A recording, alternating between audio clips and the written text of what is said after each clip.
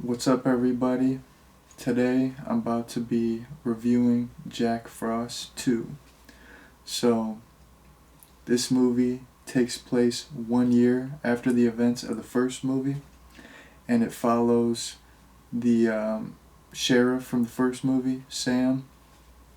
So, basically, this time around, instead of staying in town for the holidays, Sam and his wife decide to go on a vacation to a tropical island.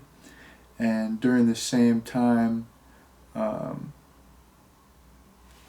uh, Jack Frost, his remains are dug up by someone, but we don't know who they are. The way that it's filmed, you can't like see their face or anything.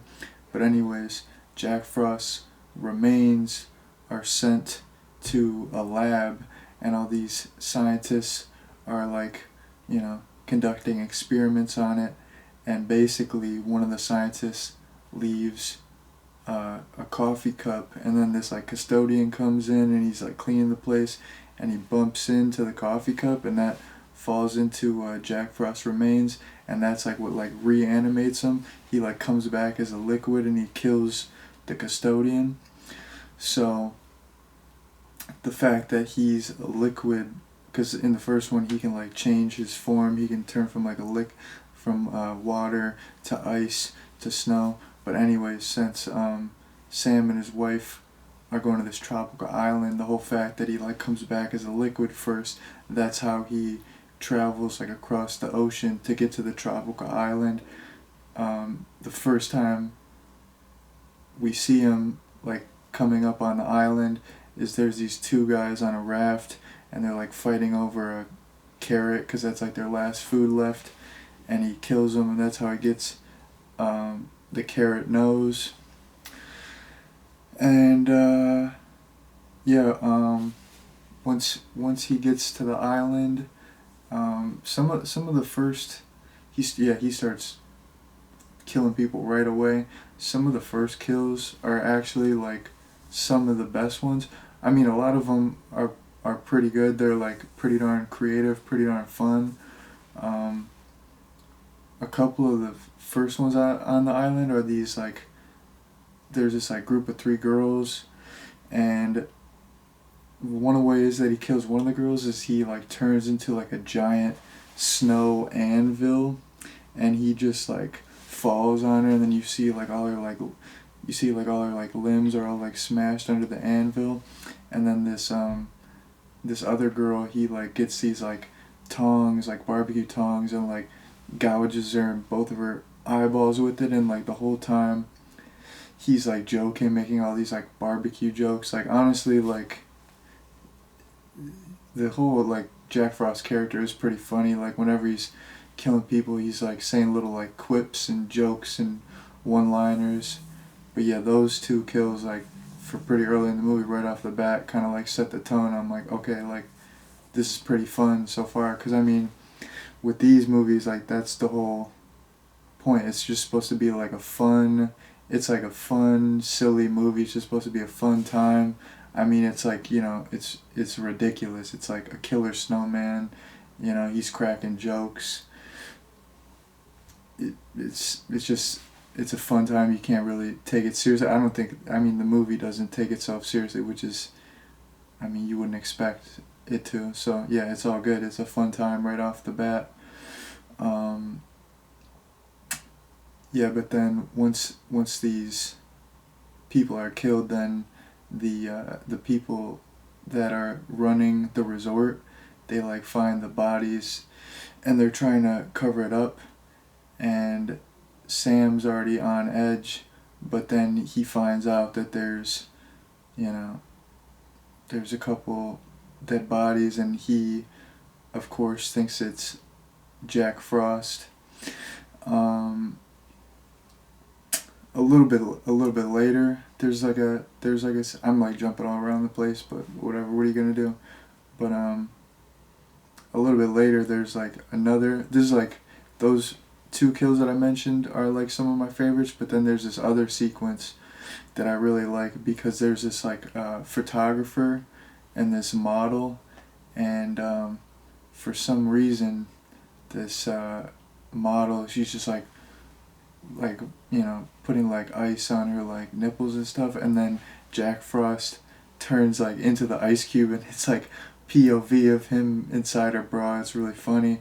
But then she's like, oh, like, can I have an iced coffee? And then he's like, oh yeah, oh yeah. He's like all excited, so he like turns into the ice cubes in the coffee, and then basically like when she's like drinking the coffee, and then the guy's like, the photographer's like taking her picture, and her head just explodes, and I don't know the exact line, but he's like, Jack Frost is like, yeah, I'll take my coffee decapitated.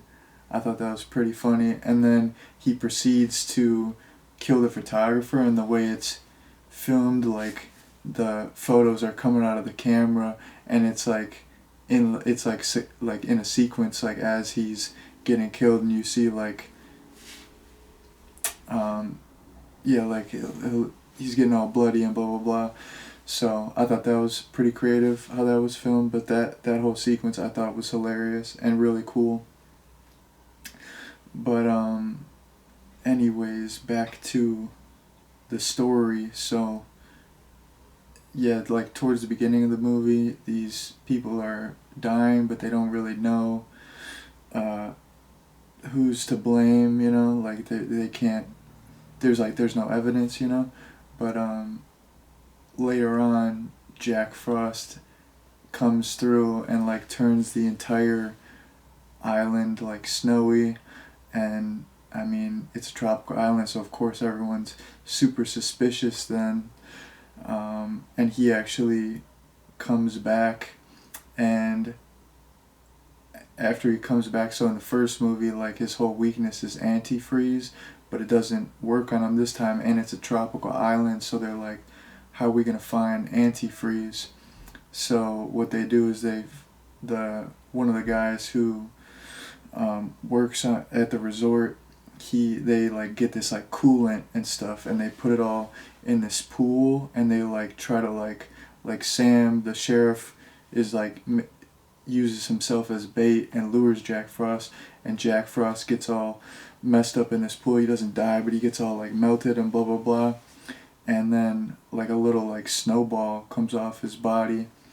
So this group of main characters like keeps the snowball, and it won't melt, so they're like, there's something up with this. So eventually the snowball mutates into like a little baby Jack Frost, and it's killing people, and basically in the whole third act of the movie, like Jack Frost is just like nowhere to be found, but it's like these little baby snowball versions of him they've like multiplied, there's like hundreds of them, and they're like all over the island. And like I said earlier, like the antifreeze doesn't work anymore, and they're trying to find a weakness, how to like kill these little snowball creatures. So basically, I guess in the first movie, Sam the sheriff, I keep saying like Sam the sheriff, whatever, but basically when he like killed Jack Frost, he like on the back of the truck, he like fell into the vat of the antifreeze with Jack Frost to kill him, and like a little bit of his blood got with Jack Frost. So they're like, that's the whole thing. This movie, they're like, they have a connection, they're linked, because he's like, I can just feel him, man.